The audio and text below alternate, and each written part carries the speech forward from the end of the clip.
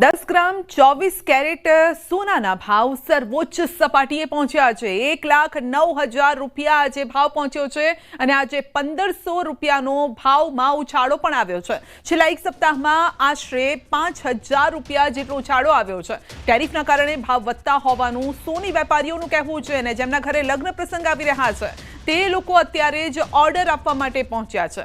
વધુ ભાવ વધે તે પહેલા જ અત્યારથી સોનાની ખરીદી માટેના ઓર્ડર તે લોકો બુક કરાવી રહ્યા છે।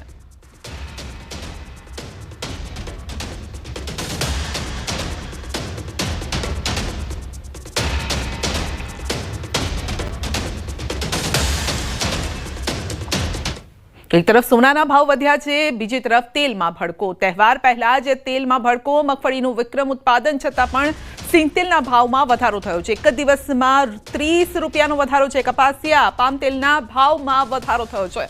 સિંગ તેલમાં ડબ્બે 30 રૂપિયા વધ્યા છે। 2,340 થી 2,390 વચ્ચે ટ્રેડ કરી રહ્યો છે આ ભાવ અને કપાસિયા તેલમાં પણ ડબ્બે 15 વધ્યા છે તો 2,265 થી 2,315 વચ્ચે આ ટ્રેડ કરી રહ્યો છે ભાવ। આ સાથે પામ તેલમાં પણ ડબ્બે 10 રૂપિયા વધ્યા છે। 2025 થી 2030 વચ્ચેનો ભાવ છે। ગુજરાતમાં ચાલુ વર્ષે મગફળીનું 66 લાખ ટન ઉત્પાદનનો અંદાજ છે અને ગત વર્ષે 52 લાખ ટન ઉત્પાદન થયું હતું અને માર્કેટયાર્ડમાં મગફળીના સ્થિર ભાવ હોવા છતાં પણ સિંગતેલમાં કૃત્રિમ તેજી જોવા મળી છે। તો હેલ્મેટની અમલવારીને લઈને એક મોટા સમાચાર છે। પૂર્વ મંત્રી ગોવિંદ પટેલે સીએમને લખ્યો છે પત્ર। શહેરી વિસ્તારમાં હેલ્મેટની અમલવારીમાંથી મુક્તિ આપવામાં આવે। રાજ્યના મોટા શહેરોમાં 8 સપ્ટેમ્બરથી હેલ્મેટ ફરજિયાતની અમલવારી કરવામાં આવશે અને રાજ્ય સરકાર દ્વારા હેલ્મેટની અમલવારી કરવામાં આવે તે પૂર્વે જ પૂર્વ મંત્રી દ્વારા મુખ્યમંત્રીને પત્ર લખવામાં આવ્યો છે। તો પત્રમાં લખાયું છે કે બાંધછોડ કરવામાં આવે જે નિયમ છે તેમાં શહેરમાં હેલ્મેટ મુક્તિની માંગ કરાઈ છે। હેલ્મેટ મુક્તિની માંગ માટે ગોવિંદભાઈએ આપ્યું છે કારણ। તો ટ્રાફિકમાં 15 થી 20 કિલોમીટરની ઝડપે નથી ચલાવી શકાતું વાહન। ધીમી ગતિના કારણે માનવ જિંદગી જોખમમાં નથી આવતી, એટલે કે એની સંભાવના ઓછી હોય છે। પરિવાર સાથે બજારમાં ખરીદી કરવા જાય તો સમસ્યા વધી જાય। ખરીદી કરતી વખતે હેલ્મેટ સાચવવું, બાળકો સાચવવા, શું સાચવવું? હેલ્મેટને લઈને શોપિંગ કરવું પણ અઘરું છે। તો વધુ અપડેટ મેળવીશું સંવાદદાતા અંકિત પાસેથી। જી અંકિત, આ કયા પ્રકારના કારણ આપી રહ્યા છે સાહેબ? ચોક્કસ સંધ્યા, ખાસ કરીને વાત કરવામાં તો રાજકોટ સહિત રાજ્યના તમામ જે મેટ્રો શહેર છે તેમાં 8 સપ્ટેમ્બરથી હેલ્મેટ છે તે શહેરી વિસ્તારની અંદર પણ ફરજિયાત બનવાનું છે। ત્યારે રાજ્યના પૂર્વ મંત્રી અને રાજકોટના પૂર્વ ધારાસભ્ય ગોવિંદ પટેલ દ્વારા મુખ્યમંત્રીને પત્ર લખવામાં આવ્યો છે। સાથોસાથ પત્રની અંદર લખવામાં આવ્યું છે કે શહેરી વિસ્તારોની અંદર ખાસ કરીને સરકાર દ્વારા કોર્ટમાં રિક્વેસ્ટ કરવામાં આવે અને શહેરી વિસ્તારની અંદર હેલ્મેટમાંથી મુક્તિ અપાવવી જોઈએ। સાથોસાથ તેમને કેટલાક કારણો પણ આપ્યા છે કે શહેરી વિસ્તારમાં વાહનની સ્પીડ છે તે 15 થી 20 કિલોમીટરની જ હોય છે। ટ્રાફિકના કારણે વાહનો છે તેમાં ગતિ વધુ નથી હોતી, તેના કારણે હેલ્મેટની અમલવારી ટાળી શકાય છે। સાથોસાથ માનવ જિંદગી જોખમાય તેવા અકસ્માતો સંભવ નથી તેવું પણ તેમને કારણ આપ્યું છે। સાથોસાથ હેલ્મેટ કઈ રીતે સાચવવું તે બાબતની પણ તેમને પત્રની અંદર ઉલ્લેખ કર્યો છે। સાથોસાથ ટુ વ્હીલર પાર્ક કરીને 50 થી 300 મીટર બજારમાં ચાલીને જવું હોય, બાળકો સાચવવા હોય તે સહિતના કારણો છે તે ગોવિંદ પટેલ દ્વારા હાલ અત્યારે આપવામાં આવે છે। ગોવિંદભાઈને હેલ્મેટ સાચવવાની ચિંતા છે, ગોવિંદભાઈને એ ચિંતા નથી કે જીવ કેવી રીતે સાચવવો? જીવ સાચવવા માટે તો હેલ્મેટ રાખ્યું છે, નિયમ રાખ્યો છે। સંધ્યા, ક્યાંક ને ક્યાંક વાત એવી પણ આવી રહી છે કે જે પ્રમાણે 8મી સપ્ટેમ્બરથી રાજકોટ સહિત ગુજરાતના તમામ મેટ્રો શહેરની અંદર હેલ્મેટ ફરજિયાત અમલી બનાવવામાં આવે છે, ત્યારે ટૂંકા સમયગાળાની અંદર મહાનગરપાલિકાની એટલે કે સ્થાનિક સ્વરાજ્યની ચૂંટણી પણ આવી રહી છે। આ જ પ્રકારનો માહોલ છે તે અગાઉ પણ જોવા મળ્યો હતો ને ત્યારે કોંગ્રેસ દ્વારા વિરોધ પ્રદર્શન છે તે કરવામાં આવ્યું હતું। ત્યારે ક્યાંક ને ક્યાંક કોંગ્રેસને એક હાથો ન મળી જાય તેવી પણ હાલ અત્યારે ચર્ચા ચાલી રહી છે। કોંગ્રેસ છે તે હેલ્મેટના આ કાયદાને પોતાનું હથિયાર ન બનાવે અને લોકોની સહાનુભૂતિ ન મેળવે તે માટે પણ આ પ્રકારનો પત્ર લખવામાં આવ્યો હોવાની। જી બિલકુલ, આપનો આભાર। ખેડા જિલ્લામાં હેલ્મેટ ફરજિયાત બનાવતા પોલીસ તંત્ર એક્શન મોડમાં આવ્યું છે અને હાઈવે પર વિશેષ ડ્રાઈવ યોજી એક સપ્તાહ સુધી વાહન ચાલકોને સમજણ પણ આપવામાં આવી રહી છે.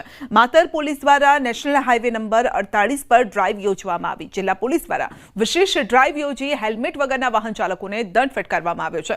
જિલ્લા પોલીસ દ્વારા ઓગસ્ટ મહિનાભર દ્વિચક્રી વાહન ચાલકોને હેલ્મેટ ફરજિયાત બાબતે જાગૃતિ કાર્યક્રમ યોજાયા છે અને નાગરિકોને સુરક્ષા માટે હેલ્મેટનો ઉપયોગ કરવા સમજાવવામાં આવ્યું છે. છતાં પણ અનેક વાહન ચાલકો નિયમોનું પાલન કરતા ન હોવાથી ખેડા જિલ્લામાં વિશાળ ચેકિંગ અભિયાન પણ હાથ ધરવામાં આવ્યું.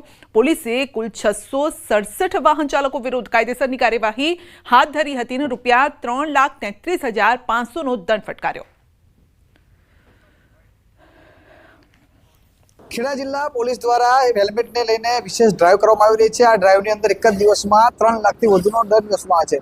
રોડ પર જતા જે અકસ્માત થતા હોય છે, અકસ્માત લઈને ઘણી વખત કેટલાક લોકોનો જીવ જતો હોય છે, ત્યાં લઈને જિલ્લા પોલીસ વડા દ્વારા સમગ્ર જે હાઈવે રોડ છે ત્યાં આગળ ડ્રાઈવ કરવામાં આવી છે. મારી પાછળ તમે અત્યારે જે પ્રકારે જોઈ શકો છો, પોલીસ દ્વારા અહીં આગળ અત્યારે ડ્રાઈવ ચલાવવામાં આવી રહી છે. જે પ્રકારે આ જે વાહન ચાલકો છે તે પોતે હેલ્મેટ વગર આવતા હોય તેમને ઊભા રાખવામાં આવે છે, કારણ કે હાઈવે પર પૂર ઝડપે જતા વાહન ચાલકોને જ્યારે એક્સિડન્ટ થાય છે ત્યારે હેલ્મેટના કારણે જીવ ગુમાવવાનો વારો આવતો હોય છે. ત્યાં તેને પોલીસ અત્યારે સતર્કતા રાખી વાહન ચાલકો રોકી તેમને દંડ વસૂલ તેમજ ફરીવાર હેલ્મેટ પહેરે તેના માટે તજવીજ અત્યારે હાથ ધરવામાં આવી રહી છે.